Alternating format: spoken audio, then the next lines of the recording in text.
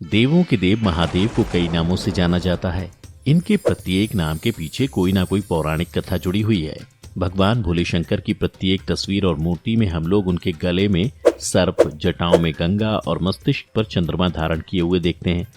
भगवान शिव के जिस रूप को देखा जाए तो उनके मस्तिष्क पर चंद्रमा विराजमान रहता है। चंद्रमा धारण करने के कारण ही इन्हें शशिधर के नाम से भी जाना जाता है। चंद्रमा उनके योगी स्वरूप की शोभा बढ़ाता है। अब यहाँ ये सवाल उठता है कि आखिर भगवान भोले शंकर ने अपने मस्तिष्क पर चंद्रमा को क्यों धारण किया। पौराणिक कथाओं में इस प्रसंग के बारे में विस्तार से बताया गया है। आइए जानते हैं इसके पीछे क्या मान्यता है। नमस्कार मित्रों, द डिवाइन टेल्स पर आपका एक बार फिर से स्वागत है। समुद्र मंथन से निकला विषपान किया। सनातन धर्म में समुद्र मंथन एक प्रसिद्ध पौराणिक कथा है। यह कथा भागवत पुराण, महाभारत तथा विष्णु पुराण में वर्णित है। समुद्र मंथन के दौरान सबसे पहले समुद्र से कालकूट नामक विष निकला था। इसे देखकर समस्त देवता, दैत्य तथा मुनिगण बहुत चिंतित हो गए, क्योंकि यह कालकूट विष संपूर्ण संसार का नाश कर सकता था। इस अनहोनी से बचने के लिए सबने भगवान शिव से रक्षा की विनती की। भगवान शिव शक्ति पुंज के रूप में युगों से संसार में विद्यमान हैं। वे निराकार हैं और जन्म और मृत्यु के बंधनों से मुक्त हैं। भक्त वत्सल भगवान शिव ने संसार की रक्षा के लिए उस कालकूट विष को अपने कंठ में धारण किया। ऐसा करके शिव संकट मोचक बन गए, लेकिन स्वयं कष्ट में आ गए। विष के प्रभाव से उनका कंठ नीला पड़ गया और इसी कारण भगवान शिव को एक अन्य नाम नीलकंठ के नाम से जाना जाता है। विष पीने के बाद भगवान शिव का शरीर इसके प्रभाव के कारण अत्यधिक तपने लगा और उनका मस्तिष्क जरूरत से ज्यादा गर्म हो गया। महादेव की यह हालत देख सभी देवी देवता घोर चिंतित हो गए। ऐसी परिस्थिति में देवी देवता ने चंद्रदेव से महादेव को शीतलता प्रदान करने को कहा।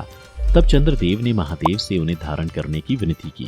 चंद्रमा के इस निवेदन को पहले तो भगवान शिव ने स्वीकार नहीं किया, क्योंकि उन्हें लगा ऐसा करने से श्वेत और शीतल चंद्रमा इस विषय की असहनीय तीव्रता को सहन नहीं कर पाएंगे। चंद्रमा को शीतलता प्रदान करने वाला देवता माना जाता है। चंद्रमा की शीतलता से अग्नि का ताप भी ठंडा होने लगता है। चंद्रदेव और अन्य देवी देवताओं के बार बार निवेदन करने से भगवान शिव चंद्रमा को अपने मस्तिष्क पर स्थापित करने के लिए मान गए। सभी की प्रार्थना स्वीकार करते हुए महादेव ने तब अपने मस्तिष्क पर अर्धचंद्र को स्थान दिया। तभी से चंद्रमा भगवान शिव के मस्तिष्क पर विराजमान होकर पूरी सृष्टि को अपनी शीतलता प्रदान कर रहे हैं। ऐसा करके उन्होंने अपने शरीर को शीतलता प्रदान की और विष का प्रभाव भी कुछ कम हो गया।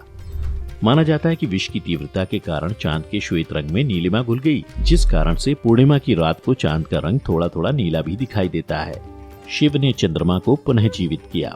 हालांकि इससे जुड़ी एक पौराणिक कथा भी प्रचलित है, जिसमें बताया गया है कि भगवान शिव ने चंद्रमा को पुनः जीवित करने के लिए उन्हें अपने मस्तिष्क पर धारण किया। पौराणिक कथा में बताया गया है कि सृष्टि निर्माता भगवान ब्रह्मा के मानस पुत्र दक्ष प्रजापति ने अपनी 27 पुत्रियों का विवाह चंद्रदेव के साथ किया था। इसलिए राजा दक्ष प्रजापति के दामाद चंद्रदेव हैं। दक्ष की 27 पुत्रियों में रोहिणी सबसे अधिक सुंदर थी। चंद्रमा इनमें से सिर्फ रोहिणी को ही सबसे अधिक प्रेम करते थे और इनका जुड़ाव भी इनके प्रति ज्यादा था। इस बात से अन्य पत्नियां अक्सर दुखी रहा करती थी।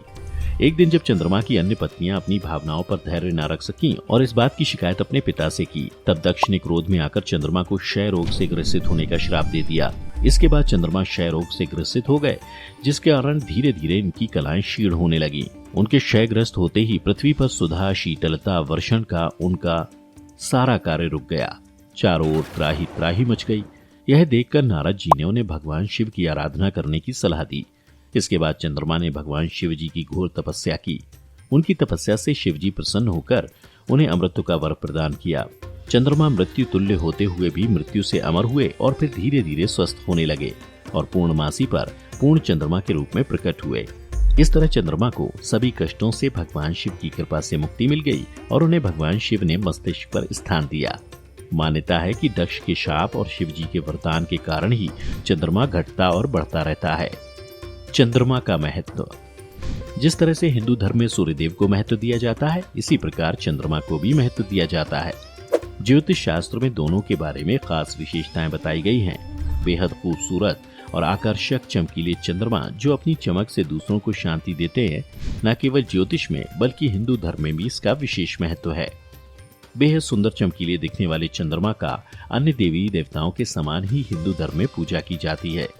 ज्योतिष शास्त्र में दिन, रात, महीना, साल, प्रतिपदा से लेकर अमावस्या, पूर्णिमा सब तिथियां चंद्रमा की कलाओं पर निर्भर करती हैं। जब रात्रि के समय पूरी दुनिया में हर तरफ अंधेरा छाया होता है, तब पृथ्वी पर केवल चंद्रमा ही एकमात्र रोशनी का सहारा होता है। ज्योतिष शास्त्र के अनुसार प्रत्येक मास में आने वाली पूर्णिमा तिथि को चंद्रमा अपने संपूर्ण रूप में आ जाता है और अपनी रोशनी से इस सृष्टि को प्रकाशित करता है। कैसे हुई चंद्रमा की उत्पत्ति? चंद्रमा की उत्पत्ति के संबंध में अग्नि पुराण में बताया गया है कि जब ब्रह्मा जी ने सृष्टि की रचना की तो सबसे पहले मानस पुत्रों को बनाया। उनमें से एक मानस पुत्र ऋषि अत्रि का विवाह ऋषि कर्दम की कन्या अनुसुईया से हुआ और चंद्रमा उन्हीं की संतान है। स्कंद पुराण में एक दूसरी मान्यता के अनुसार देवों और असुरों ने मिलकर जब सागर मंथन किया तब 14 रत्न निकले थे। उन्हीं 14 रत्नों में से एक चंद्रमा है। एक अन्य मान्यता के बारे में पद्म पुराण में बताया गया है। इसके अनुसार ब्रह्मा ने अपने मानस पुत्र अत्रि को सृष्टि का विस्तार करने की आज्ञा दी। उनकी आज्ञा का पालन करते हुए महर्षि अत्रि ने एक तपस्या प्रारंभ की। तपस्या के दौरान एक दिन महर्षि की आंखों से जल की कुछ बूंदें धरती पर गिरी। यह काफी प्रकाशमय थीं। तब दिशा ने स्त्री का रूप धारण कर पुत्र प्राप्ति की इच्छा से उन बूंदों को ग्रहण किया, लेकिन दिशा उन बूंदों को धारण नहीं कर पाई और उन्हें त्याग दिया। उस परित्यक्त गर्भ को ब्रह्मा ने चंद्रमा के नाम से संबोधित किया। तो मित्रों, उम्मीद करता हूं कि आपको हमारी ये वीडियो पसंद आई होगी। अगर आपको ये वीडियो अच्छी लगी तो इसे ज्यादा से ज्यादा लाइक और शेयर करें और साथ ही ऐसी वीडियो देखने के लिए अभी हमारे चैनल द डिवाइन टेल्स को सब्सक्राइब कर लें। फिलहाल आज की वीडियो में इतना ही। अब हमें इजाजत दें। वीडियो को अंत तक देखने के लिए आपका बहुत बहुत शुक्रिया।